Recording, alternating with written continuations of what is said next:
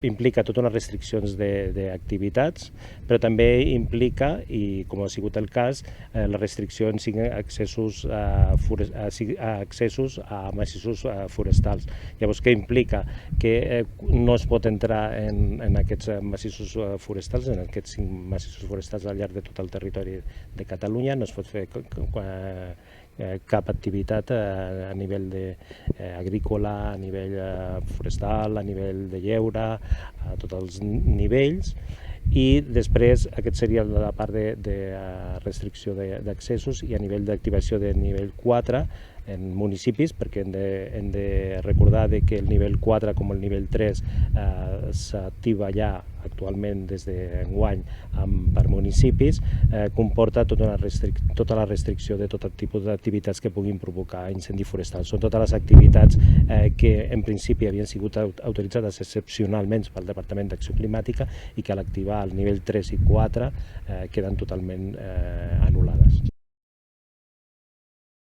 Per exemple, treballs forestals que puguin generar restes vegetals al medi natural, per exemple, també treballs a nivell de focs d'artifici, per exemple, en municipis que hagin de tenir un castell de focs, un correfoc, alguna activitat excepcional d'alguna associació d'algun poble també està prohibida, i el que són cremes agrícoles, evidentment, estan totalment prohibides.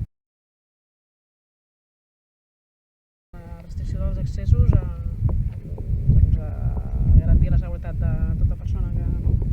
La restricció d'accessos busca dos objectius bàsics. El primer és la seguretat de les persones que puguin estar dins dels massissos, que vetllar per la seva seguretat, que no hi hagi ningú a dins d'aquests massissos per un possible o un probable incendi forestal. I després el segon objectiu bàsic és que aquestes persones no puguin provocar un incendi forestal dins d'aquests massissos.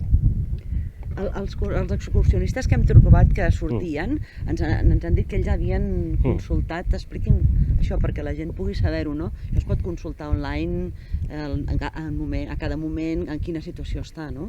Sí, amb el nostre departament, el Departament d'Interior, en el cas nostre de la Direcció General d'Agents Rurals, al aprovar-se aquest nivell 4 del Pla Alfa, el que s'ha fet també és una política de divulgació de cara a la població, i una part d'aquesta política de divulgació és una millora de la pàgina web del departament. Només que cal posar Pla Alfa en quin nivell, i allà t'expliquen per municipis i per comarques en quins nivells estan i quines restriccions té a cada nivell.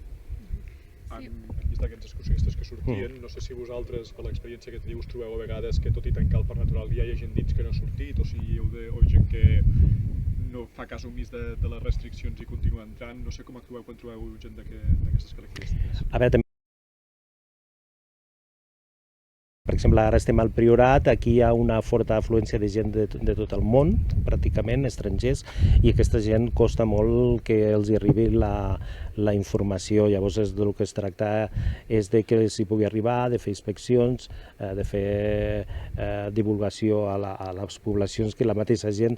També és molt positiu el paper de la població. Jo crec que la població autòctona està molt conscienciada del que pot significar, i més en una zona, torno a repetir, com el Priorat, i com aquesta zona en concret, que viu en gran part de l'agricultura, sí, però també viu en gran part del turisme, del sector terciari, que li interessa realment tenir un parc natural en bones condicions i que no hi hagi aquest tipus d'activitats que puguin provocar un incendi forestal.